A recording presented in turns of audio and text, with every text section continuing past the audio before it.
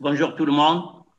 Je remercie Cédric qui ne cesse de nous réunir et de nous informer pendant cette période de confinement. Je remercie également Maître Zineb Nasseri. Donc, le nouveau régime fiscal d'imposition du revenu foncier, tel que modifié par la loi de finances 2019 et également par la loi de finances 2020. Les articles qui ont subi des modifications, il y a beaucoup d'articles qui ont été modifiés par la loi de finances 2019.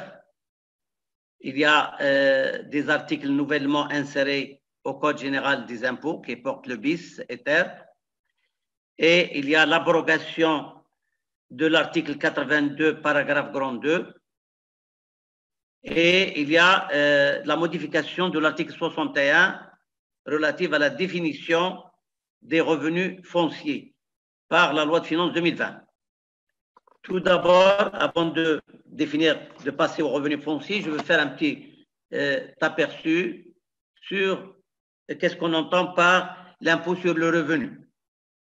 L'impôt sur le revenu concerne les revenus réalisés par les revenus et les profits réalisés par les personnes physiques, aussi bien professionnels que particuliers, ainsi que les sociétés de personnes telles que la société non collective, en commandite simple, n'ayant pas opté pour l'IS.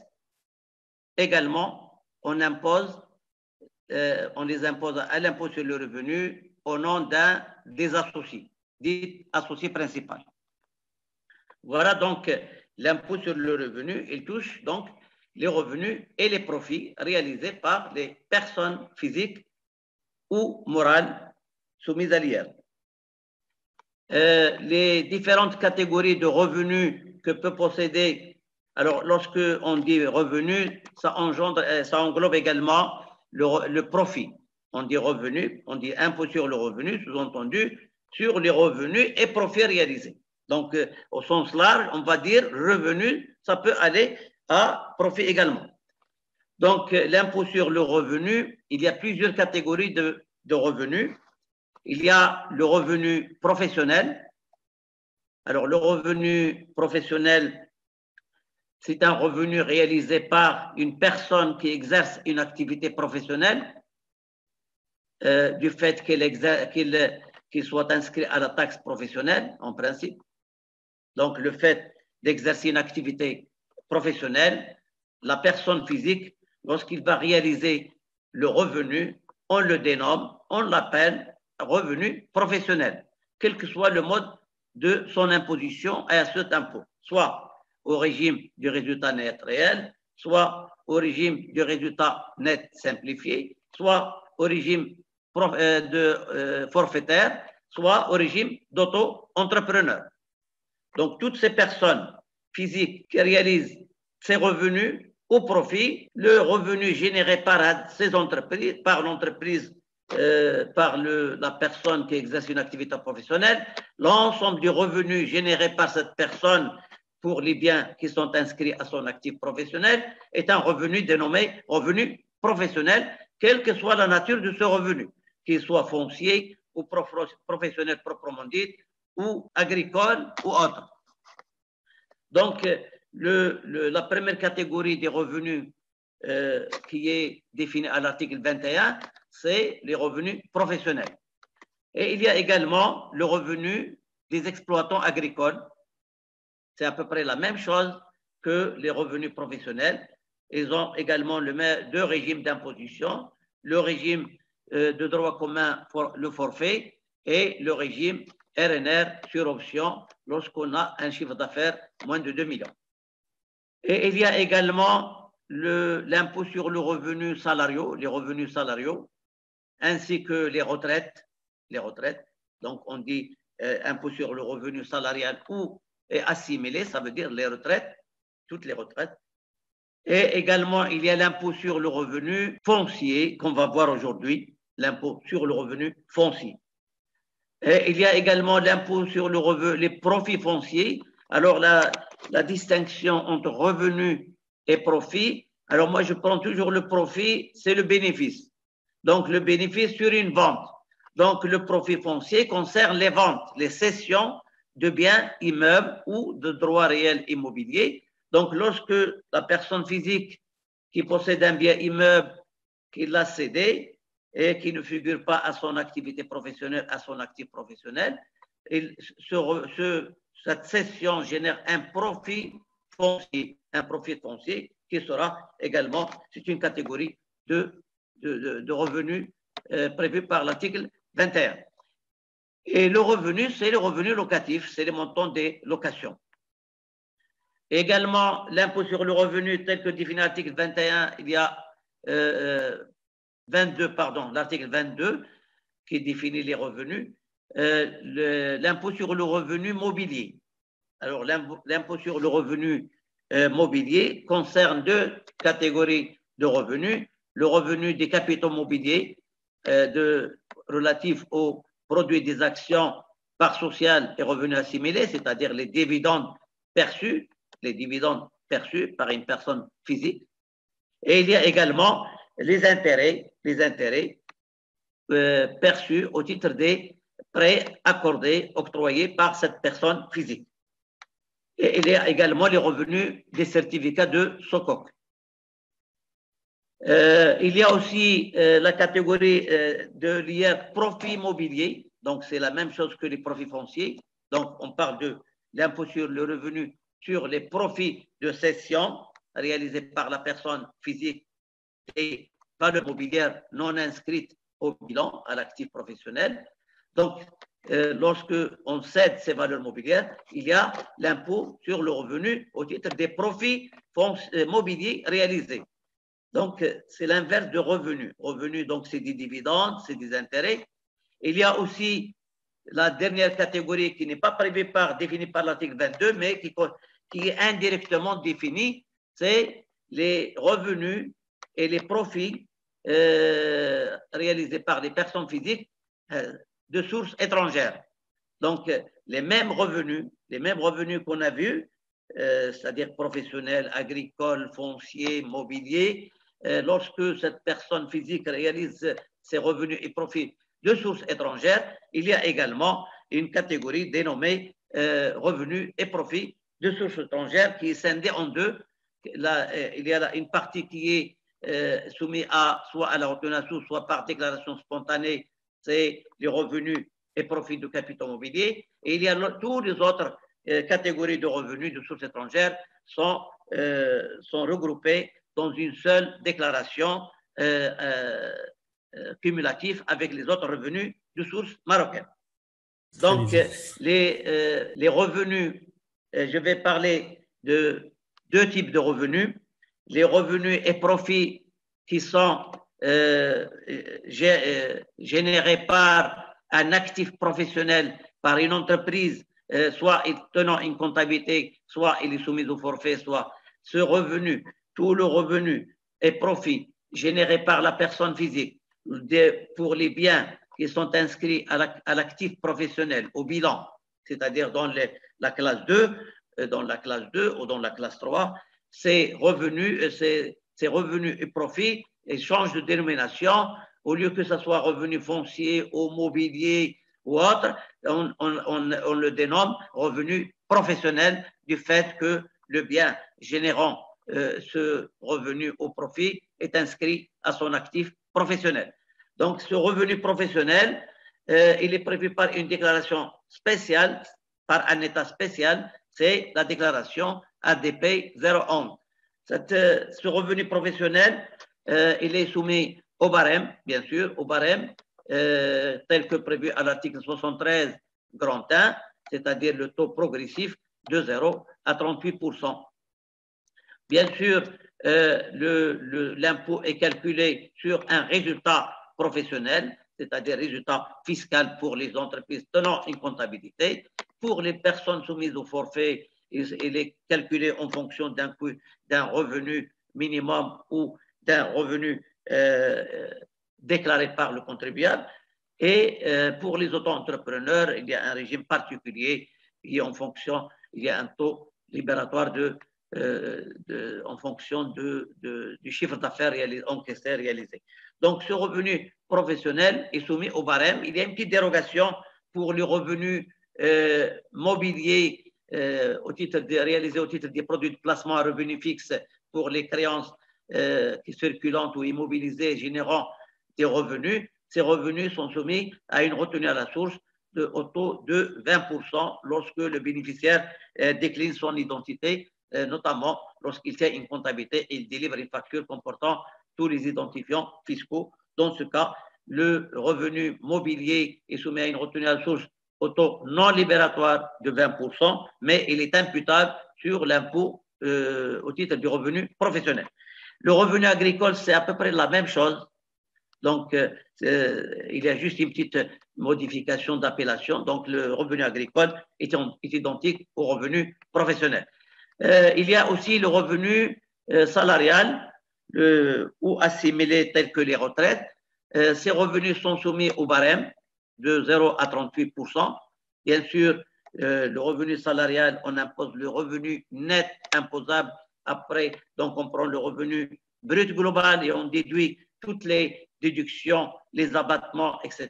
Donc, on n'a pas le temps pour détailler. On aura l'occasion le samedi, Inch'Allah. On va détailler cet impôt sur le revenu salarial. Donc, le revenu salarial et les retraites sont soumises au taux du barème de 0 à 38%. Il y a l'impôt sur le revenu foncier qu'on va voir tout de suite. Depuis 2019, il n'est plus cumulatif avec le revenu global. Donc, il a divorcé et il est resté seul. Donc, à partir de 2019, il y a une déclaration spécifique de ce revenu qui est ADP 030 au lieu de avant était dans 014 ou 015. Donc, ce revenu foncier est soumis à des taux proportionnels, soit 0%, soit 10, soit 15%, et ils sont libératoires de la déclaration annuelle du revenu global. Il y a l'IR profit foncier, bien sûr, sur la cession du bien immeuble, dont le taux, soit il est de 0% exonéré, soit est de 20, soit 30% du profit, à comparer au minimum de 3% du prix de vente. Et il y a également l'IR sur le revenu mobilier ou des intérêts. Le taux pour les dividendes, c'est 15% ou 0% suivant le cas, mais pour les personnes physiques, généralement, ils ont les 15%. Il n'y a pas de 0% prévu pour les personnes physiques, sauf dans certains cas particuliers. Et il y a également les intérêts qui sont soumis au taux de 20%, à une retenue à la source au taux de 20% non libératoire et à 30% libératoire. Il y a l'IR profit mobilier. Alors là, ça concerne la cession des actions ou de parts sociales. Lorsque les actions sont cotées en bourse, le taux est de 15% libératoire. Lorsqu'il n'y a pas d'actions cotées ou des parts sociales qui ne sont pas cotées également, le taux est de 20%. Bien sûr, ils sont libératoires de la déclaration annuelle. Et il y a les revenus et profits de sources étrangères. Il faut les scinder en deux. Les revenus et profits de capitaux mobiliers de sources étrangères. Alors, pour les revenus mobiliers, ils sont soumis soit à 15% par voie de retenue à la source ou par voie de déclaration spontanée par le contribuable. Et pour les profits immobiliers, le taux est de 20%. Le reste des revenus et profits de sources étrangères, ils sont regroupés, cumulés avec le revenu global qui sont soumis au barème.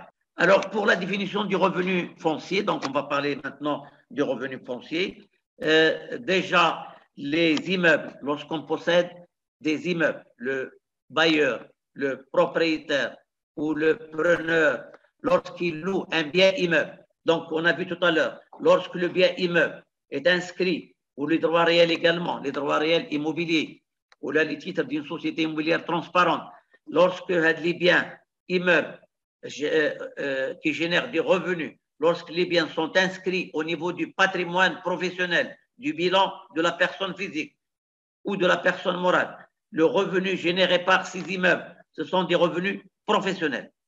Donc, ils ne rentrent pas dans la catégorie des revenus fonciers. Donc, tout immeuble inscrit au bilan générant un revenu locatif dénommé professionnel. Donc, ça ne rentre pas dans la catégorie du revenu foncier. Donc, le revenu foncier, ce sont des revenus générés par des biens immeubles. Mais lorsque je dis immeuble, au sens large, c'est-à-dire ça peut être soit un terrain non bâti, soit un immeuble proprement dit, c'est-à-dire des constructions, soit des titres d'une société immobilière transparente, soit des droits réels immobiliers. Donc, lorsque ces biens immeubles non inscrits à l'actif professionnel de la personne physique, le bailleur ou le propriétaire, on le dénomme, on l'appelle particulier. Donc, on va parler aujourd'hui de la personne physique particulier. Personne physique particulier, propriétaire. Personne physique particulier, propriétaire. 4 P. Alors, lorsque le bien immeuble que possède cette personne physique particulier, le revenu généré par le bien immeuble est un revenu locatif ou foncier. L'article 61, il définit le revenu foncier, c'est le revenu généré par un bien immeuble, au sens large, terrain et construction. Alors, ce revenu foncier, on va aujourd'hui donc le définir, voir le nouveau régime d'imposition tel que institué par la loi de finances 2019, dont les taux sont prévus, ce sont des taux proportionnels de 0% ou 10% ou 15%, donc ils ne sont plus soumis au taux du barème. Donc, l'article 61 définit le revenu foncier, tout revenu qui ne rentre pas dans la catégorie de revenus professionnels. Ce sont des revenus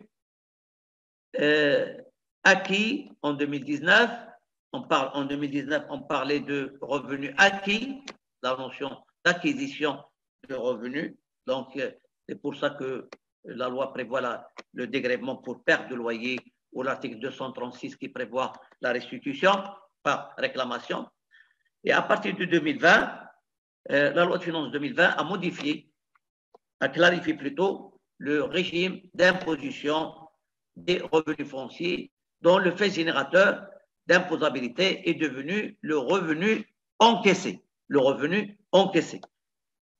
Alors, donc finalement, le revenu foncier est un revenu encaissé à compter du 1er janvier 2020 au titre des immeubles bâtis ou non bâtis, tels que les terrains, ainsi que les constructions de toute nature. Le revenu également généré par des propriétés agricoles, y compris le matériel d'exploitation et les constructions. Et il y a également, rangé parmi la catégorie du revenu foncier, les revenus des biens immeubles, la valeur locative plutôt, la valeur locative de biens immeubles mis gratuitement à la disposition des tiers autres que les ascendants-descendants. Également, est rangé parmi la catégorie du revenu foncier, les indemnités d'éviction versées aux locataires par le propriétaire. En cas d'éviction, on lui verse une indemnité. Cette indemnité est un revenu que le locataire, c'est le bénéficiaire, c'est le locataire, qui doit la déclarer dans la catégorie du revenu foncier. Alors, par comparaison entre avant 2019 et à partir de 2019 et 20, donc avant 2019, le revenu foncier était cumulatif avec la déclaration annuelle des revenus global de la personne physique qui englobe les revenus professionnels, agricoles, salariaux et assimilés, les revenus mobiliers soumis à 20% et les revenus profits de sources étrangères autres que les revenus mobiliers. Alors qu'à partir de 2019, cette possibilité de cumul avec le revenu global n'est plus possible. Ça veut dire qu'on n'a plus le droit de cumuler le revenu foncier avec le revenu global. Donc, il y a une déclaration spéciale et il y a un paiement soit par voie de retenue à la source, soit par le contribuable lui-même, paiement spontané. Avant 2019, il y avait un abattement de 40% qu'on appliquait au montant brut et on n'impose que 60%, alors qu'à partir de 2019, abrogation par la loi de finances 2019 de cet abattement. Donc, le revenu brut est imposable et il n'y a pas d'abattement.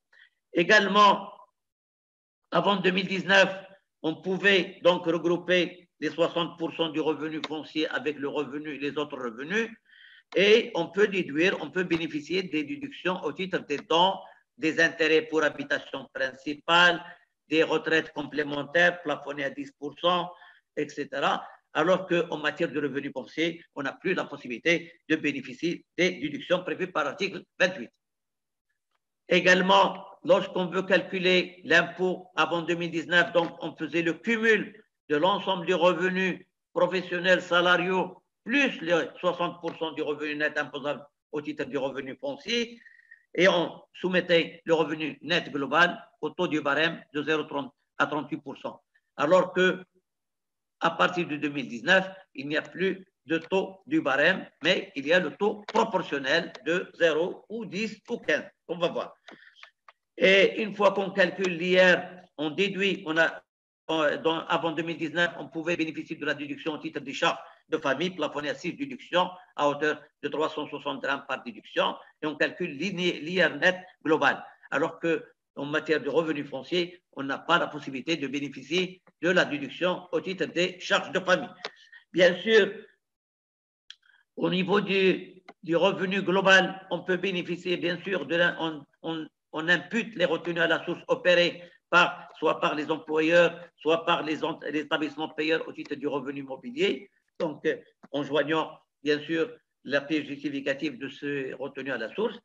Et également, pour les revenus professionnels soumis à la comptabilité, on déduit la cotisation minimale qu'on avait payée en amont au mois de janvier. Donc, en matière de revenus fonciers, on bénéficie également de l'imputation de la retenue à la source sur les revenus fonciers opérés par les entreprises locataires. Et une fois qu'on fasse la déclaration, soit il résulte un reliquat d'impôt à payer en février ou en avril. En février, lorsqu'on est soumis au forfait ou au entrepreneur ou on n'a pas de comptabilité, nous sommes particuliers, on déclarait au mois de février, alors que les personnes qui déclarent qui tiennent une comptabilité avaient la possibilité de ne déclarer le revenu foncier qu'au mois d'avril. Alors qu'à partir de 2019, on a l'obligation de souscrire la déclaration spécifique telle que prévue à l'article 82 ter, parce qu'il y a l'abrogation de l'article 82 au titre du revenu foncier et on applique le nouvel article, l'article 82 ter. Alors, cette déclaration annuelle du revenu foncier à partir de 2019, soit il va générer un reliquat d'impôt à payer au mois de février, sans pénalité bien sûr, c'est une régularisation, soit il y a une restitution à réclamer par le biais de l'article 236. L'article 236 prévoit ce genre de réclamation, de demande de restitution. Le directeur général des impôts l'avait signalé dans la demi-journée qu'on organise avec l'ordre des experts et ils l'ont inséré également dans la note circulaire traitant les nouvelles mesures prévues pour les revenus fonciers. Donc la nouvelle circulaire a prévu la possibilité de demander la restitution pour les lésés dont les propriétaires ont opéré la retenue à la source, alors que normalement, soit il est exonéré, soit il est soumis à 10%. Donc, il y a une possibilité de restitution. Donc, c'est l'article 236. Donc, on a le revenu foncier, donc, il est soumis au taux proportionnel, bien sûr, libératoire. Ça veut dire qu'il n'est pas cumulatif avec l'autre revenu, les autres revenus. Alors, les taux, ils sont de 0%, c'est-à-dire exonérés lorsque le revenu foncier brut annuel est inférieur ou égal à 30 000 dirhams et à condition que le bénéficiaire n'ait pas d'autres revenus soumis au taux du barème prévu à l'article 73, grand 1, c'est-à-dire qui prévoit l'exonération pour les revenus inférieurs à 30 000 dirhams. Et il y a le taux de 10%, Donc, soit 0%, soit 10%, lorsque le revenu annuel brut est inférieur à 120 000 dirhams, c'est-à-dire 10 000 dirhams par mois, inférieur à 10 000, 9 999, soit 15% lorsque le revenu foncier annuel brut est supérieur ou égal à 120 000 dirhams. Alors, la base imposable du revenu foncier, avant 2019, on parlait de revenu net imposable, c'est-à-dire le revenu brut moins l'abattement de 40% et on n'imposait que 60%, alors qu'à partir de 2019, on impose la totalité, le montant brut total du revenu foncier, donc c'est-à-dire le montant du loyer. Et bien sûr, à partir de 2020, on parle de revenus encaissés, alors qu'en 2019, on parlait de revenus acquis, la notion de créance acquise, auxquels s'ajoutent les dépenses qui incombent aux propriétaires et qui sont mises à la charge des locataires, telles que la prime d'assurance incendie, les grands travaux d'embellissement de la construction, et on déduit les charges supportées par le propriétaire pour le compte des locataires, notamment la taxe de services communaux, l'éclairage, le paiement des frais du syndic, du concierge, etc. Alors, nota bene, les déductions, les charges qui sont supportées par le propriétaire pour le compte du locataire, pour qu'ils soient déductibles, il faut qu'ils soient apparents. La taxe de services communaux doit être apparente sur le contrat de bail ou sur le reçu de loyer. Les charges d'éclairage, etc., il faut qu'ils soient apparentes également dans le contrat de bail ou le reçu du loyer. Alors, la loi de finances 2019 a institué un seuil exonéré de 30 000 dirhams au niveau de l'article 63 grand 1. Alors, ce seuil exonéré, il y a deux conditions pour qu'il soit exonéré. Première condition, il faut que le revenu foncier brut soit inférieur ou égal à 30 000 dirhams par an. Deuxième condition, il faut que le bénéficiaire de revenu ne possède pas déjà un autre revenu soumis au barème de 0 à 30 000. Donc, on sait que, tout à l'heure, j'ai dit que les revenus professionnels, agricoles, les bons agricoles, un point particulier, c'est le revenu professionnel, le revenu salarial, les retraites, les revenus de sources étrangères et profits de sources étrangères, ils sont soumis au barème et qui commencent de 0 à 30 000. Lorsqu'on possède ces revenus, on n'a pas le droit de bénéficier de l'exonération au titre du revenu foncier. Donc, il y a deux conditions. Première condition, inférieur à 30 000 ou égal. Deuxième condition, il ne faut pas que le propriétaire, le bénéficiaire, le propriétaire ou là, le bénéficiaire du revenu foncier possède d'autres revenus soumis au taux du barème de 0 à 38% et qui bénéficient déjà de l'exonération de 30 000 dirhams. Si, bien sûr, le revenu foncier dépasse 30 000, automatiquement, il est soumis à imposition, ou si le bénéficiaire possède déjà du revenu soumis au barème, quel que soit le montant du revenu foncier, il est soumis à 10%. À partir de 2019, donc il y a une nouvelle procédure de recouvrement ou et de déclaration. Donc le revenu foncier, il est soit recouvré par voie de retenue à la source, opéré par les entreprises locataires tenant une comptabilité qui sont visées à l'article 154 bis et 160 bis. Donc, les entreprises, quelle que soit leur forme, SA, SARL, personnes physiques soumises au régime RNR, RNS, association, amicale, club, toute entreprise qui a l'obligation de tenir une comptabilité, personne morale ou physique. Ces entreprises qui sont définies, visées à l'article 154 bis, ont l'obligation, ont trois obligations. Première obligation, opérer la retenue à la source, opérer l'impôt sur le revenu foncier à la source, au taux de soit 0, soit 10, soit 15%. Deuxième obligation, il a l'obligation de souscrire une déclaration annuelle de l'ensemble des revenus fonciers payés à des propriétaires particuliers, personnes physiques particuliers. Troisième obligation, l'obligation de retenue à la source, et l'obligation de la verser, voilà la troisième, l'obligation de verser donc opérer, verser la retenue dans le mois qui suit, celui au titre duquel la retenue a été opérée. Et la troisième, c'est la déclaration annuelle de l'ensemble des propriétaires, personnes physiques, particuliers, à qui elle a opéré la retenue, soit à 0, soit à 10 et à 15. Donc, même à 0%, elle a l'obligation de déclarer, de révéler l'identité du propriétaire. Deuxième possibilité de recouvrement et de déclaration instituée par la loi de finances 2019, c'est lorsque le propriétaire particulier possède plusieurs revenus fonciers. Premier cas, plusieurs revenus fonciers dont le montant est supérieur ou égal à 30 000 dirhams. Supérieur à 30 000, pardon. Deuxième condition, lorsqu'il a d'autres revenus soumis au barème. Troisième, lorsqu'il opte pour le paiement spontané de l'IR au lieu que ce soit opéré par l'entreprise.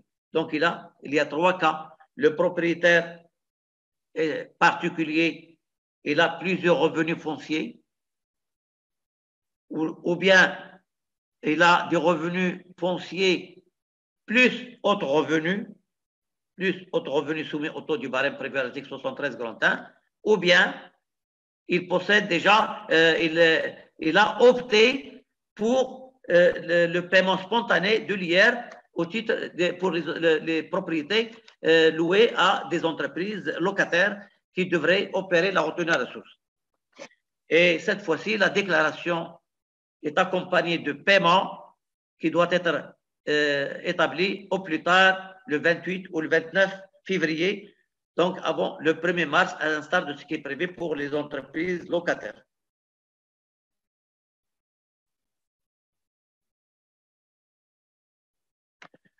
Alors, à défaut de déclaration, ou de déclaration plutôt tardive, ou de paiement tardif, que ce soit par voie de retenue à la source ou par voie de paiement spontané, il y a des sanctions. Alors, les sanctions prévues pour le revenu foncier, ils sont définis à l'article 198 et 203 qui donnent les renvois à l'article 184 qui est le régime de droit commun. Donc, les sanctions applicables au titre de l'impôt sur le revenu foncier et le droit commun, c'est-à-dire les sanctions prévues pour le régime de droit commun, à savoir lorsque vous souscrivez votre déclaration, que ce soit par le propriétaire ou par l'entreprise locataire, dans le délai de retard de 30 jours, hors délai de retard de 30 jours, le montant de la sanction d'assiette qui est dénommée majoration est de 5%, qui se calcule sur le montant de l'IR sur le revenu foncier.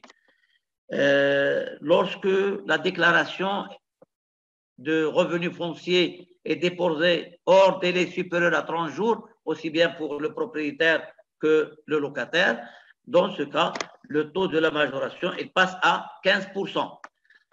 En cas où l'entreprise locataire ou le propriétaire constate qu'il y a des erreurs dans sa déclaration, il peut souscrire une déclaration rectificative hors délai, et cette fois-ci, quel que soit le délai, le taux de la majoration n'est que de 5% du montant de l'IR complémentaire. En cas, à défaut de dépôt de déclaration, soit par le contribuable propriétaire, soit par l'entreprise locataire, l'administration fiscale entame la procédure de taxation d'office qui prévoit le taux de la majoration de 20% du montant de l'IR. Alors, également, en cas de révision par l'administration fiscale, en cas de rectification de la base imposable, le taux pour les revenus fonciers, pour le propriétaire, le taux de la majoration est de 20% au lieu de 10. Tout à l'heure, on a dit 5, 10. Cette fois-ci, c'est 20. Et pour les retenues à la source, les entreprises locataires qui ont l'obligation d'opérer la retenue à la source, le taux de la majoration est de 30% au lieu de 10. Également, en cas de paiement ou de hors délai, en paiement hors délai. Alors, pour les loueurs, les propriétaires ou bailleurs de fonds, donc les bailleurs, lorsqu'ils payent en retard l'impôt sur le revenu par voie de paiement spontané, c'est le régime de droit commun qui est applicable, c'est-à-dire lorsqu'on le paye avec 30 jours de retard, la pénalité est de 5%. Lorsqu'on dépasse 30 jours, la pénalité est de 10%. Plus majoré 2 pour le locataire. Alors, pour le, pardon, majoration de retard, qu'on va voir tout de suite, les majorations de retard sont de 5% pour le premier mois de retard et 0,5% pour les mois de retard suivants. Alors, pour les locataires qui payent l'impôt sur le revenu foncier opéré par voie de retenue à la source, le taux de la majoration de la pénalité est de 20%, le double de 10%, 20%, comme l'IR sur salaire. Alors, donc, pour les sanctions de recouvrement, la pénalité, donc, pour conclure, le propriétaire, soit il est à 5, soit il est à 10, suivant qu'il est inférieur ou égal à 30 jours ou supérieur. Et pour le locataire, le taux de la pénalité est de 20. Quant aux majorations de retard, ils sont de 5% le premier mois de retard, 0,5% pour les mois de retard suivants, aussi bien pour les propriétaires que les entreprises locataires. Option par le propriétaire pour le paiement spontané de l'IR et dispense de retenue à la source opérée par l'entreprise locataire. Donc, l'article 160 bis prévoit la dispense d'opérer la retenue à la source par les entreprises locataires. Parce qu'on avait dit, ils ont l'obligation d'opérer la retenue à la source, de la verser et de souscrire la déclaration. Donc, lorsque le bénéficiaire de revenus fonciers, le propriétaire, souscrit une option, il dépose une option par voie électronique, une demande par voie électronique au mois de février, avant le 1er mars de chaque année. Pas chaque année, lorsque c'est toujours le même locataire, il y a des réponses de l'administration fiscale qui ont clarifié en disant qu'il suffit de souscrire une seule fois l'option tant que le locataire n'a pas résilié le contrat de bail. Donc l'option est valable tant que le propriétaire n'a pas quitté le local.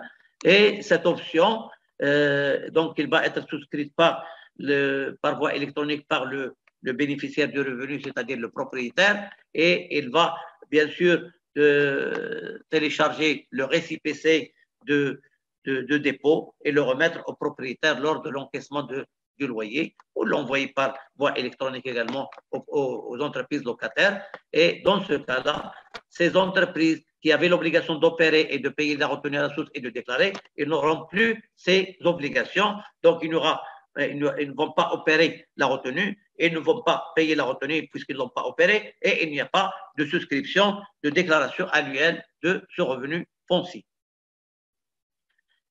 Alors, les procédures de rectification des impositions par l'administration, c'est le droit commun. C'est-à-dire lorsque l'administration fiscale veut entamer une procédure de rectification des impositions ou de taxation d'office, elle a l'obligation de notifier au contribuable par une lettre recommandée avec accusé de réception. Et pendant cette période de confinement, on a remarqué que l'administration déjà a commencé par l'adresse électronique. Ils nous envoient des notifications par voie électronique. Bien que M. le directeur général, hier, il a légalisé la suspension des contrôles fiscaux et des procédures, mais quand même, il y a la possibilité de notifier par voie électronique, donc pour cette période de confinement. Et donc, il y a l'obligation de notifier la procédure de rectification. Et bien sûr, soit on entame la procédure normale prévue par l'article 220, soit en cas de décès ou en cas de départ de la personne physique du territoire marocain, on entame la procédure accélérée de rectification de l'imposition s'il y a lieu. Et bien sûr, lorsque l'administration constate qu'il y a des erreurs matérielles ou des incohérences qu'elle a relevées par le biais du système informatique, elle peut entamer la procédure de dépôt de la déclaration rectificative prévue par l'article 221 bis grand 1 ou grand 3. Et dans ce cas-là, lorsque le bénéficiaire de revenus souscrive la déclaration rectificative, il bénéficie de la dispense, de la majoration et de la pénalité de recouvrement. Également, l'administration fiscale peut régulariser par le biais de l'article 222, c'est-à-dire une lettre d'information pour défaut de paiement de l'impôt ou de déclaration. Elle peut entamer la procédure prévue par l'article 222. Pour le revenu foncier, en cas de litige avec l'administration fiscale, bien sûr, en cas de rectification des bases d'imposition, vous avez le droit d'avoir recours, d'introduire le recours devant la commission locale de taxation. À défaut de décision prise par la commission locale, l'inspecteur aura l'obligation, bien sûr, de transférer le dossier à la commission nationale de recours fiscal. Depuis 2016, il n'y a qu'une seule voie de recours. La loi de finances 2016 n'a institué qu'une seule voie de recours, soit la CLT, soit la CNRF. Alors la CLT, donc le revenu foncier est du ressort de la CLT. Donc, dans votre deuxième lettre de contestation de la base imposable notifiée par l'inspecteur, il faut demander le pourvoi devant la commission locale de taxation et c'est l'inspecteur qui va bien sûr transférer le dossier en cas de non-prise de décision par la CLT dans le délai de 12 mois. Également, l'article 228 prévoit la procédure de taxation d'office pour défaut de déclaration de revenus fonciers ou déclaration incomplète. Donc, lorsque l'inspecteur constate qu'il y a le défaut de déclaration ou déclaration incomplète, il peut entamer la procédure prévue par l'article 228, c'est-à-dire il va vous envoyer la première lettre vous demandant le dépôt de la déclaration. Soit vous souscrivez et dans ce cas-là, le dossier est terminé et clos, la procédure est terminée, soit vous ne déposez pas ou vous avez gardé le silence. Donc là, il a l'obligation de vous notifier une deuxième lettre avec la mention de la base imposable à la taxation. Donc, cette deuxième lettre, vous avez un délai de 30 jours également pour répondre. À défaut, il va émettre l'imposition et vous avez le droit de la contester par voie contentieuse dans les formes prévues par l'article 235. Alors, en matière de prescription de revenus fonciers, le régime de droit commun, lorsqu'on souscrit des déclarations, l'administration n'a droit de regard que sur les 4 dernières années, c'est-à-dire 2000, par exemple, nous sommes en 2020, il a la possibilité de rectifier les bases d'imposition ou les taux, etc., des années 2019, bon, s'ils sont déposés, bien sûr, et 18, 17 et 16. Donc, 2015, il est prescrit. Toutefois, il y a une dérogation prévue par l'article 232, grand 8, 15e. L'article 232, grand 8, 15e prévoit une dérogation pour les délais de prescription pour les propriétaires qui ne souscrivent pas de déclaration de revenus fonciers, qui ne souscrivent pas de déclaration. L'administration a le droit de réviser jusqu'à 10 ans. Donc, 4 ans, c'est le droit commun lorsqu'on souscrit la déclaration. Mais à défaut de souscription de la déclaration, la loi de finances 2016 a institué ce délai de prescription décennal. Donc, l'administration a le droit de regard de demander, de réclamer les déclarations des 10 dernières années. Bien sûr, lorsque vous avez des litiges avec l'administration fiscale, soit sur la base d'imposition, etc., vous avez le droit de demander de faire le contentieux, c'est-à-dire de faire la procédure administrative telle que définie par l'article 235. L'article 235 vous donne le droit de réclamer une imposition surtaxée. Donc là, vous avez le droit de demander le dégrèvement, soit total, soit partiel, dans un délai de 6 mois qui suivent la date d'émission du rôle, de mise en recouvrement du rôle. Vous avez un délai de 6 mois. À défaut, il y a forclusion. Bien sûr, une fois ayant déposé la réclamation, il faut attendre l'administration fiscale. Il a un délai de 3 mois pour statuer. À défaut, vous avez la possibilité de demander le pourvoi devant le tribunal dans les 30 jours qui suivent la date de 3 mois ou la date de décision lorsqu'il n'est pas favorable au contribuable.